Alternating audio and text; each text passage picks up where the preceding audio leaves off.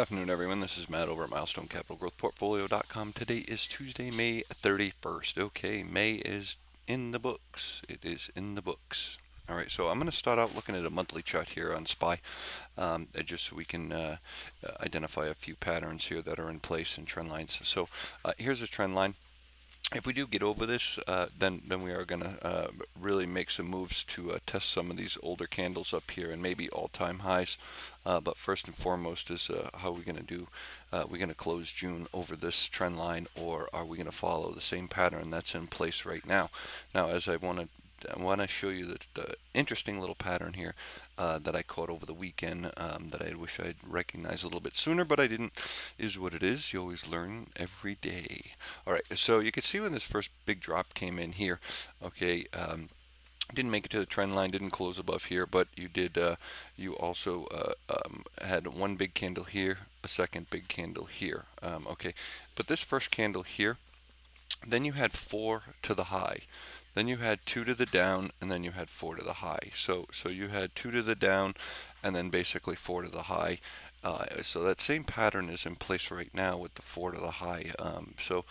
Basically, what's going to happen here with the slow still being this high all the way at 96 already?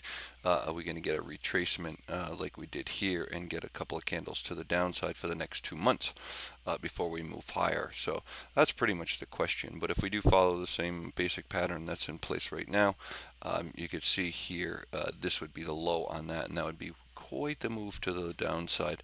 So it'll be interesting to see what happens with the interest rates and with this upcoming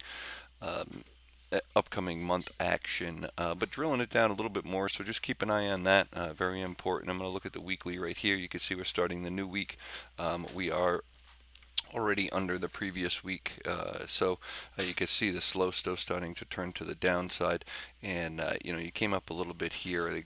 Might be some window dressing today, but we'll have to see what happens. But your regular stow is cruising along the top line. Your slow stow has started that turn to the downside, but the slow can reset at any given, without too much of a move. So bringing it down to the daily real quick here, we did get back inside the Bollinger Band, had a beautiful move to the downside. Awesome stuff here, but you can see your stow starting to reset to the downside. We did close under this previous day's candle, so it's going to be interesting to see what tomorrow brings. Your stow is just getting ready to cross, yeah, maybe tomorrow. Excuse me. And you're starting to move your slow stow down. So looks good. The hourly was a power hour, definitely. Maybe window dressing for the end of the month, but then there was a nice spike in the last 10 seconds, 5 seconds to drop this thing 40 cents, which is pretty mad. But you can see here that it closed over the middle Bollinger Band and EMA 8 on the hourly, and your your RSI started kicking to the upside. Just about at the top here, your slow stow and your regular stow is just kind of flatline right now.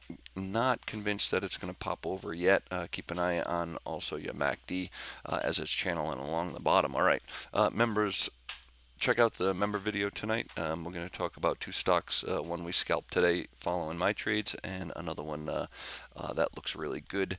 It's a beautiful chart setup, and we'll go over that. All right, everyone, have yourself a fantastic night. We'll see you tomorrow. This is Matt over at MilestoneCapitalGrowthPortfolio.com.